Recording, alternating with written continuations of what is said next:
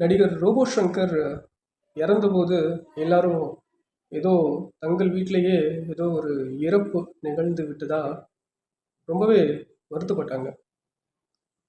அதை நினச்சி எனக்கும் ரைட்டு ஏதோ ஒரு மாற்றம் வரும், தண்ணி அடிக்கிறவங்களுடைய எண்ணிக்கை மாறிடும், மனதளவில் ஒரு மாற்றம் நிகழ்ந்துரும் அப்படின்னு சொல்லிட்டு மனசு கொஞ்சம் நிம்மதியாக இருந்தது. ஆனால் இப்போது ரீசெண்டாக வந்த நியூஸ் பார்த்தீங்கன்னா 800 கோடி ரூபா வசூல் பண்ணியிருக்காங்க இந்த டாஸ்மார்க்கில் தீபாவளிக்கு ஒரு 3 நாளைக்கு மட்டும். அதில் 170 கோடி மதுரையில் மட்டும் டாஸ்மார்க்கில் வசூல். இதை பார்க்கும்போது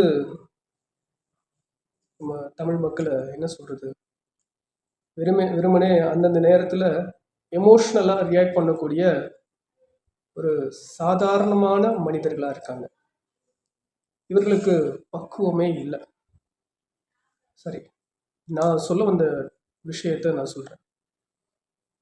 ரோபோ சங்கருக்கு எப்படிப்பட்ட ஒரு இறப்பு நிகழ்ந்தது அப்படின்றத நான் திரும்பவும் ஒரு அழுத்தமான ஒரு விஷயத்து மூலியமா அவங்கக்கிட்ட நான் சொல்ல விரும்புகிறேன். என்னுடைய நெருங்கின உறவினர் ஒரு பையன், வயது 35 வயசு இருக்கும். தன்னுடைய 35 வயசுக்குள்ள தண்ணி அடித்து தன்னுடைய கல்லீரலை அவன் கல்லீரல் சுருக்கம் அப்படின்ற ஒரு நோய்க்குள்ளே கொண்டு போயிட்டான். கல்லீரல் டேமேஜ் 80%க்கு மேலே டேமேஜ் ஆயிடுச்சு. இந்த சுச்சுவேஷனில் அவனுக்கு ட்ரீட்மெண்ட் அப்படின்னு பார்த்தீங்கன்னா கல்லீரலை மாற்று சிகிச்சை பண்ணணும். அதாவது டோனர் கல்லீரலை யாராவது டொனேட் பண்ணணும். ஒரு 50% கல்லீரலாவது அவங்க டொனேட் பண்ணி அந்த கல்லீரலை, இவனுடைய அழுகின கல்லீரலை எடுத்துட்டு அந்த கல்லீரலை மாற்றி வச்சா இந்த கல்லீரல் வளர்ந்து அவன் உயிர் வாழ்கிறதுக்கு ஒரு வாய்ப்பு கிடைக்கும். இல்லை அப்படின்னா அவனுக்கு உயிர் இல்லை அப்படின்னு தான் நம்ம நினச்சிக்கணும். அவனுடைய வாழ்நாளை அவன் எண்ணிக்கிட்டு இருக்கான் அப்படின்றது தான் உண்மையான விஷயம். என்னுடைய நெருங்கின உறவினர். இதெல்லாம் பார்க்கும்போது ஒரு சைடு பார்த்தா ரோபோ சங்கர் இறப்பு என்னுடைய உறவினர்னு இல்லை, இதே மாதிரி பார்க்கக்கூடிய உங்களுடைய உறவினர்களும் ஏதோ ஒரு விஷயத்தில் இந்த தண்ணி அடிக்கிறது மூலியமாக பாதிக்கப்பட்டிருப்பாங்க.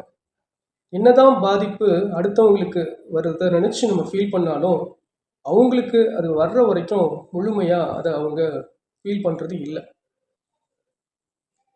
இதை இந்த தீபாவளி வசூல், டாஸ்மார்க் வசூல் மூலியமாக எனக்கு தெளிவாக தெரியுது. தங்களை தாங்களே காப்பாற்றிக்கிட்டால் மட்டும்தான் இதுக்கு முழுமையான தீர்வு. அடுத்தவங்களை காமிச்சு நம்ம புரிய வைக்க முடியாது. இல்லை டாஸ்மார்க் நடத்துகிற கவர்மெண்ட்டை நம்ம குறை சொல்லியும் மக்களை திருத்த முடியாது.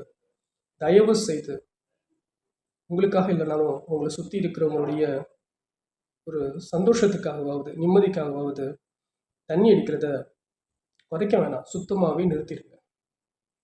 இன்னொரு பதிவில் உங்களை சந்திக்கிறேன். நன்றி.